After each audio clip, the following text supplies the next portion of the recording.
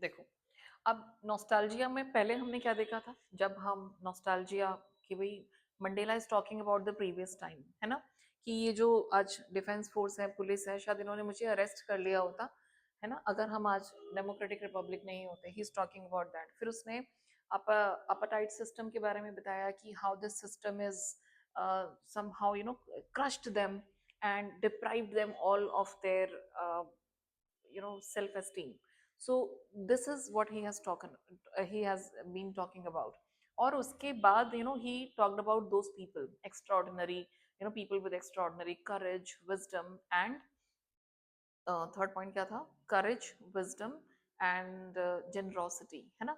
So these points, अब उसके बाद आप इसमें अगर ये लॉन्ग आंसर आता है तो आप इसमें ये वाले पॉइंट्स भी ऐड कर दो कि फिर वो बात करते हैं, Mandela is talking about twin obligation. अब वो ट्विन ऑब्लिगेशन क्या है, इस पे बहुत रिपीटेडली क्वेश्चंस आते हैं, तो आपको ये इंडिविजुअली भी पता होना चाहिए और आप इसे लॉन्ग आंसर में भी डाल सकते हो। ट्विन ऑब्लिगेशन होते हैं कि हर एक इंसान की रिस्पॉन्सिबिलिटी, दो रिस्पॉन्सिबिलिटीज होती हैं।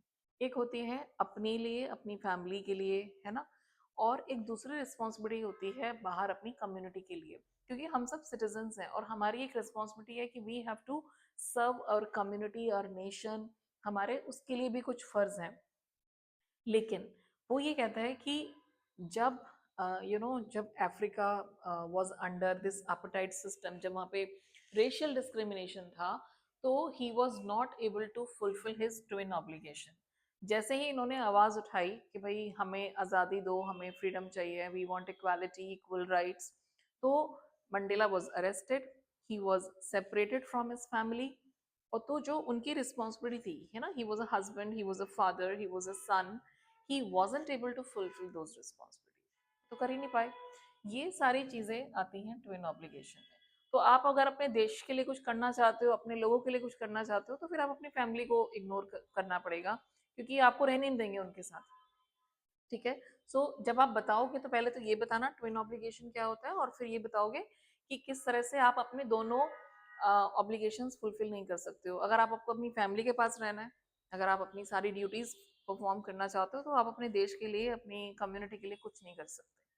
समझ रहे हो? तो आपको एक चीज ही चूज करनी होगी, लेकिन हमारे साथ ऐसा नहीं है ना। हम अपनी फैमिली को भी सर्व करते हैं, at the same time we can do something for our society also, है ना, क्योंकि हमें कोई रिस्ट्रिक्शंस, कोई बंधन नहीं दिए गए हैं।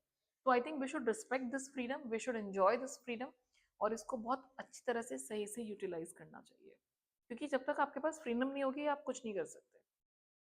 Freedom is important to realize your potential.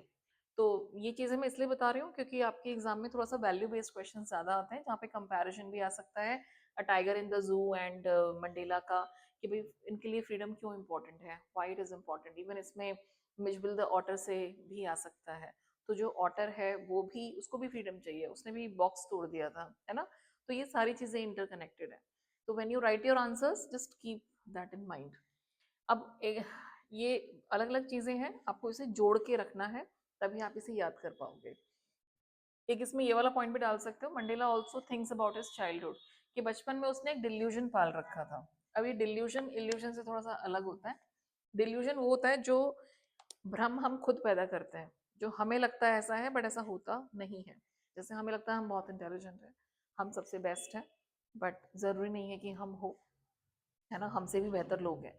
तो वो डिल्यूजन होता है। तो Mandela was also living in a delusion के भाई मैं तो फ्री हूँ, इंजॉय कर रहा हूँ, अपना आराम से नदी में जाके नहा रहे हो, और you are riding on a buffalo and you are roasting mealies, जो भुट्टे होते हैं, वो खा रहे हो आप, तो आप फ्री हो। उसको लगता था मैं फ्री हूँ।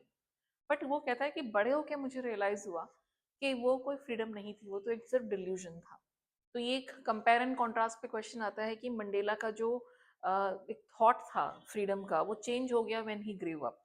तब उन्हें रियलाइज हुआ कि भाई हमें तो फ्रीडम मिली ही नहीं है, हम तो एक तरह से कॉलोनाइज्ड हैं, we are under this European rule, white people are ruling us. तो दिस इज व्हाट हैपेंड। तो ये एक पॉइंट आप बताओगे, ठीक है ना। और ये लाइंस मुझे बड़ी अच्छी लगती हैं जो मंडेला ने कही थी towards the end of his speech, कि it was a desire for the freedom of my people to live their lives with dignity and self respect that animated my life। तो बड़े होके उन्हें रियलाइज हुआ कि भाई मेरी कम्युनिटी को मेरी जरूरत है, शायद दोनों ऑब्लिगेशन तो फुलफिल नहीं कर सकते हैं, बट ये वाला ज़्यादा इंपॉर्टेंट है ना। फैमिली से ज़्यादा कम्युनिटी को मेरी ज़रूरत है। और उन्होंने अपनी लाइफ का गोल क्या बनाया कि मुझे अपने लोगों को क्या दिलाना है, डिग्निटी और सेल्फ रिस्पेक्ट। इनकी बेइज्जती नहीं होनी चाहिए, they should get respect, they should get equal rights in the society. उसके लिए उन्होंने अपनी लाइफ को डेडिकेट कर दिया। And that's why we still remember Nelson Mandela. That is important. ठीक है। और एक ये क्वेश्चन है कि from a law abiding attorney to become a criminal, तो ये क्यों बने क्रिमिनल, क्यों बने क्रिमिनल? वैसे क्रिमिनल नहीं थे लेकिन अगर ये क्वेश्चन आता है कि वो लॉ अबाइडिंग अटर्नी एक सिटीजन से क्रिमिनल कैसे बने, इस वजह से क्योंकि उन्हें अपने लोगों को क्या दिलानी थी, फ्रीडम दिलानी थी, उन्हें डिग्निटी देनी थी, उनका रिस्पेक्ट मेंटेन करना था। इसलिए क्रिमिनल इसलिए कि जब भी आप किसी भी कंट्री के कॉन्स्टिट्यूशन को फॉलो नहीं करते हो, उसके लॉज ब्रेक करते हो, तो हम क्रिमिनल वाली कैटेगरी में ही आ जाते हैं। तो वाइट पीपल के हिसाब से जो भी कोई उन्हें अपोज कर रहा था वो क्रिमिनल था, उन्हें जेल में डालो, काम खत्म करो, ये वाला सिस्टम था। इसलिए वो कह रहे हैं कि मैं क्रिमिनल बन गया, किसकी नज़र में, वाइट पीपल की नज़र में, but he was not a criminal. ठीक है। एंड वो ये कहते हैं कि he was not allowed to enjoy the poor and limited freedom also. एक जो बेसिक लिमिटेड फ्रीडम होती है ना, वो भी नहीं मिली उनको, कि भाई आप बाहर हो, है ना। उनको तो एक रॉबिन आइलैंड पे भेज दिया, बिल्कुल अलग से ही कहीं पे, एंड बिल्कुल secretly he was living there. So this is what happened with Nelson Mandela.